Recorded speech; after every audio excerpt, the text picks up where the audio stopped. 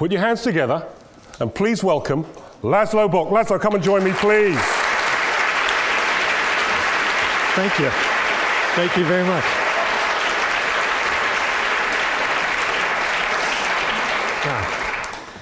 Fair to say I've been waiting to do this for years.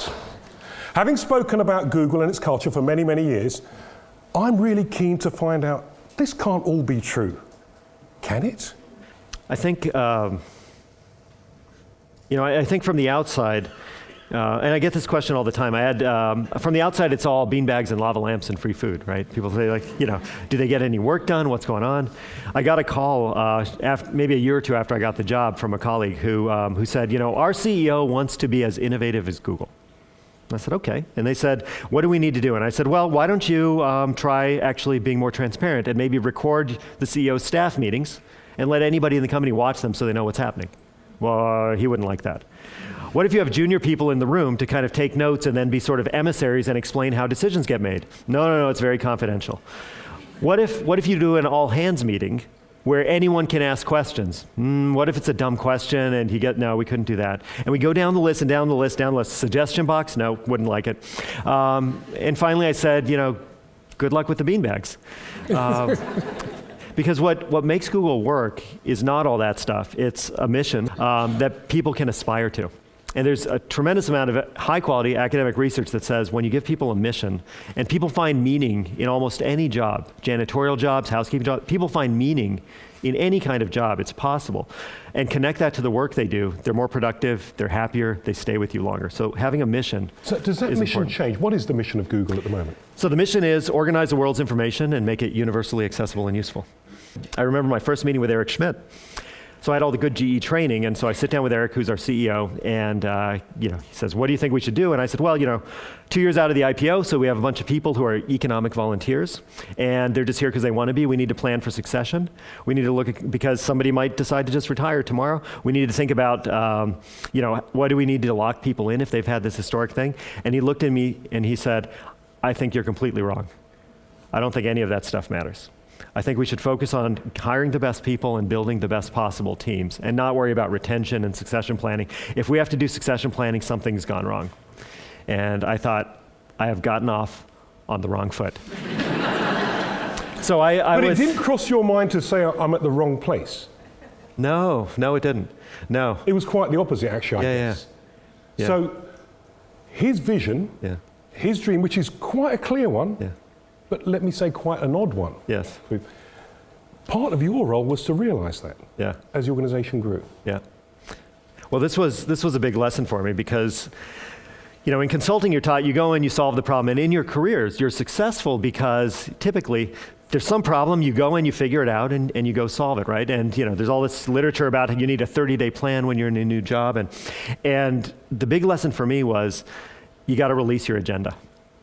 When you come into a new role like that, particularly a company like Google, you have to focus on what the people around you think is important first, even if it's not the right stuff, because you have to build that credibility. And coming in, they liked my background and they liked me. But if I were to say, we need to focus on this problem, Eric explicitly said, you are wrong. And that was a beautiful part of the culture too, right? Like he wasn't being mean, he wasn't being cruel, he was just being honest.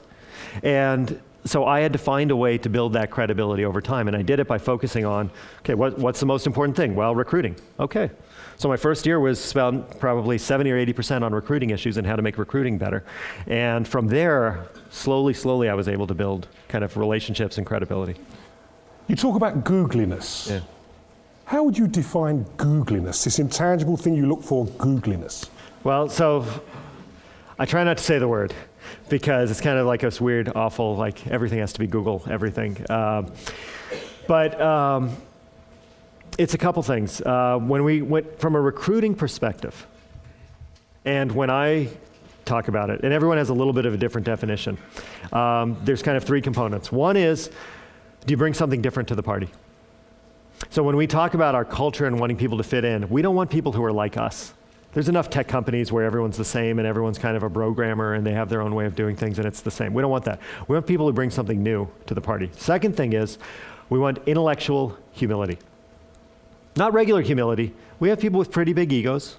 And some of it can get a little obnoxious, and because they're people and that's what happens. But intellectual humility is the ability to recognize when you're wrong. The ability to recognize when you're presented with new facts, that your views of the world should change in light of those new facts. I was delighted when I came across research that said, in any job you can connect to meaning, right? There's hope. There's this great story about a guy in New York City, and he works in a deli. And his job, this guy's been doing this for 10 years, his job is to slice lox. Do you call it lox here? Yes. Smoked salmon? I'm still learning my language. And that's what he's been doing for a decade in New York City. And his name is Chapta Shinasa Sherpa. His last name is Sherpa because until he was sort of like 20 years old, he was in Tibet. And he was a Sherpa. And he started at age 11, sort of schlepping stuff up and down Mount Everest. And the journalist who interviewed him said, your job used to be helping people summit Everest, like achieve this incredible epiphany, this lifelong goal. You've been cutting fish for 10 years. Surely that's a step down. Surely that's a narrowing of scope. And he said, it's exactly the same thing. Because in both cases, I'm serving people. And trying to find that connection and then trying to have the science that says, here's how you do it. If you've got this kind of business problem, this is a proven way to fix that problem, to make people feel excited about what they do, or to take bias out of your recruiting system, or to pay people in a way that makes more sense and makes your best people feel even better. That's what I wanted to do. And you've done it fantastically. Please, please, please put your hands together. Laszlo Bock, fantastic. That was masterful. Absolutely fantastic. That was really well done. Thank you.